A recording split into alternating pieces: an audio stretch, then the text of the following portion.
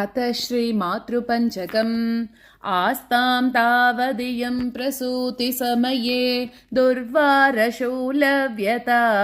नैरुच्यं तनुशोषणं मलमयी शय्या च सांवत्सरी एकस्यापि न गर्भभारभरन क्लेशस्य यस्य क्षमः धातुं निष्कृतिमुन्नतोऽपि तनयः तस्यै जनन्यै नमः।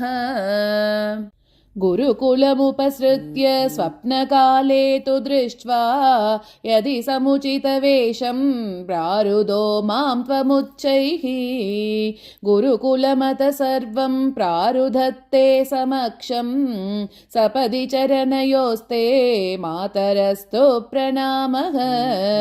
न दत्तं मातस्ते मरणसमये तोयमपि वा स्वदा नो दत्ता मरणदिवसे श्राद्धविधिना न जप्तो मातस्ते मरणसमये तारकमनुः अकाले सम्प्राप्ते मयि कुरु दयां मातरतुलाम्। मुक्तामनिस्त्वं नयनं ममेति राजेति जीवेति चिरं सुतत्वम् इत्युक्तवत्यास्तव वाचि मातः ददाम्यहं तण्डुलमेष शुष्कम्।